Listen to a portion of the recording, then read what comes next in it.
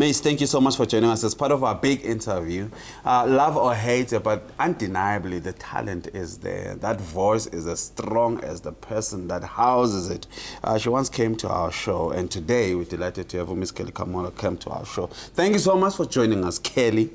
Thank you for having me. What do you have another name? Like I'm Nimrod, but then yeah, that I would like to keep to me and my family and my close friends. No. Petronella. You like? I'm not. You're like, I'm gonna look at your sister. Thanks. How are you? I'm very well. And how are you? I'm great, thank you. How have you been? I've been great. All right. Let's agree on how we're going to proceed. I know you don't mind certain things, but certain things we will not obviously speak about. Yeah. Right.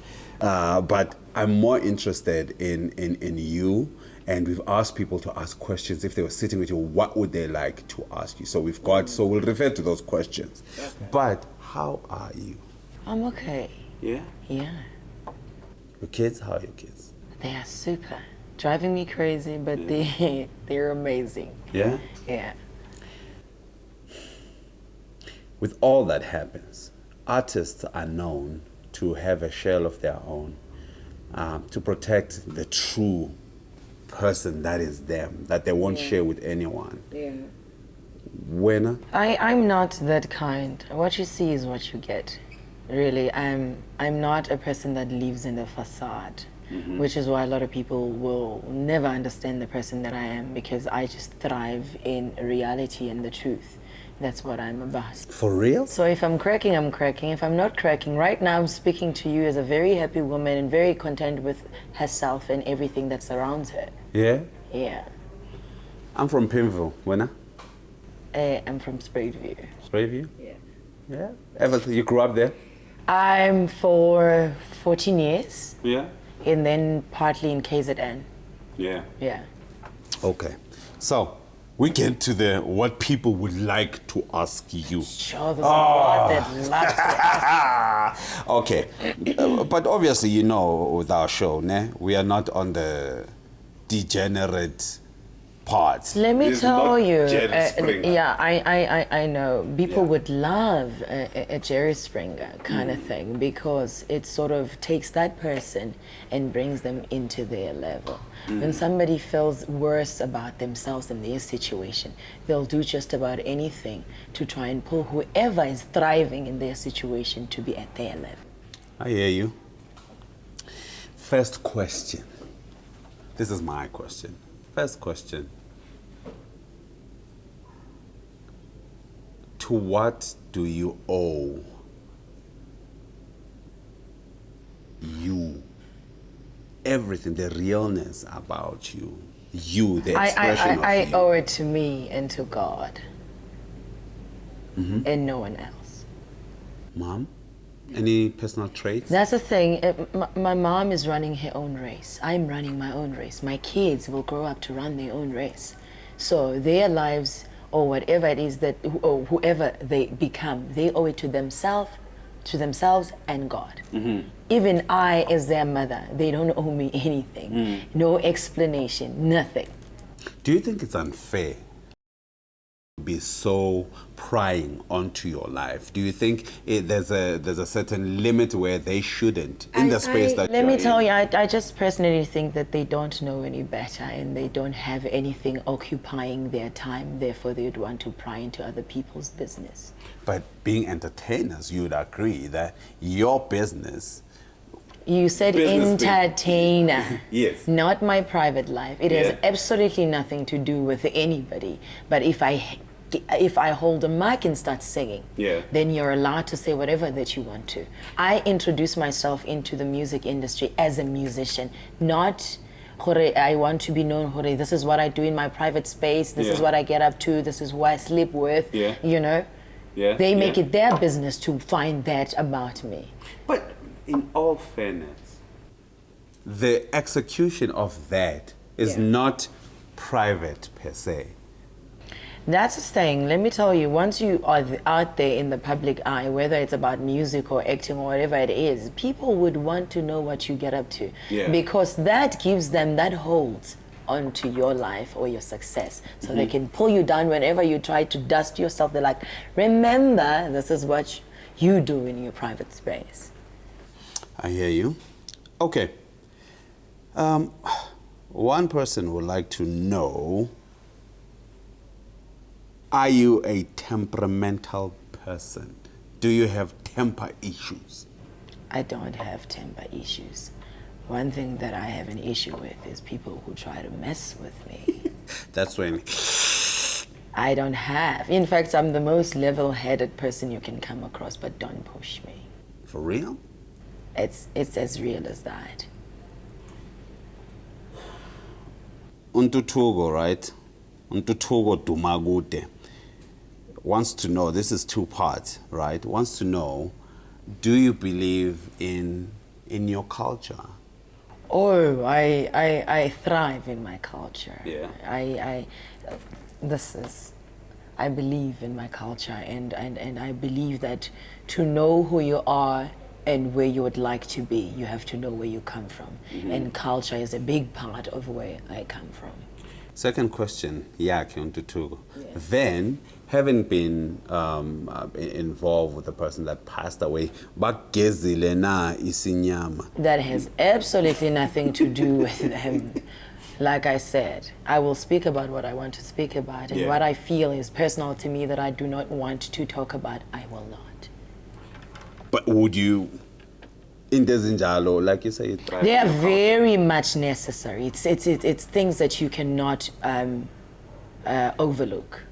It's very important. Even if it was not someone in the family dies, you have to go for a cleansing. It is very important. Take the kids for cleansing.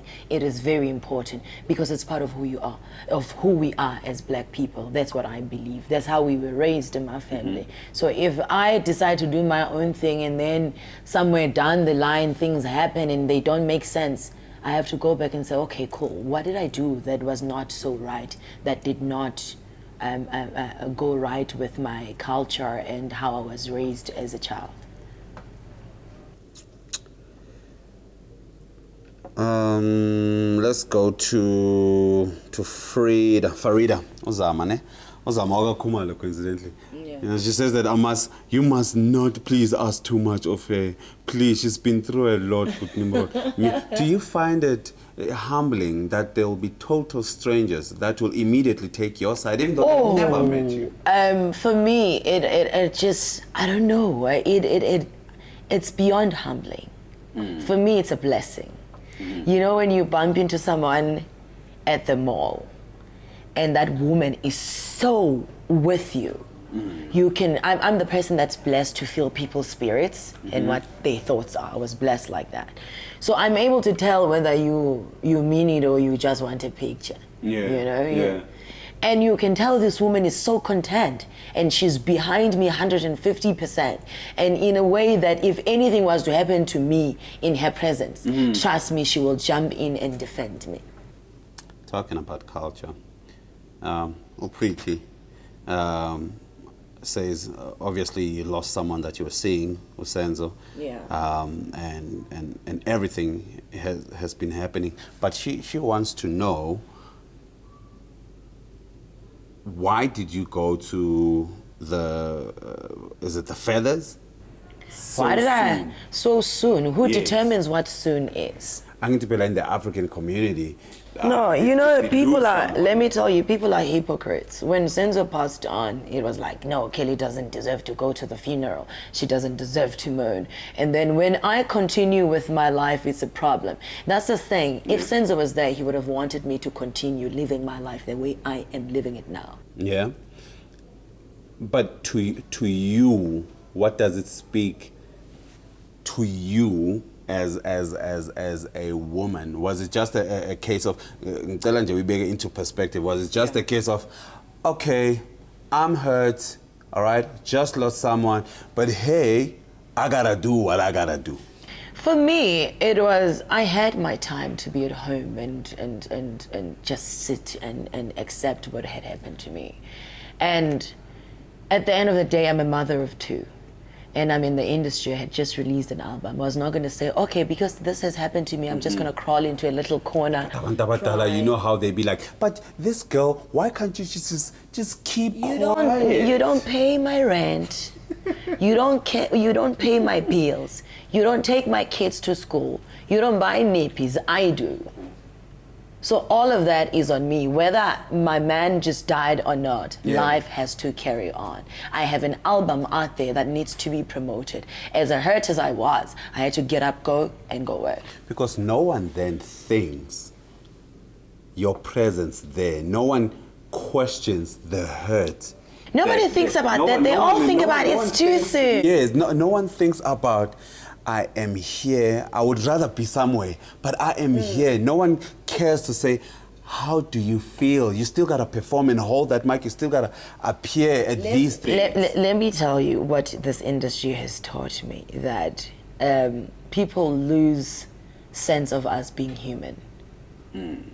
They think we're just these dolls that just need to act whichever way that they assume we should act. So me, because I'm different, and I say, listen, you will not tell me how to live my life. You will not tell me what to do. I become this strange person that they cannot associate themselves simply because I do not succumb to to society's expectations of me. Does it irritate you that we have, as a public, we have strayed from the artist? We have strayed now. We gotta ask you questions here. You know, we gotta ask you.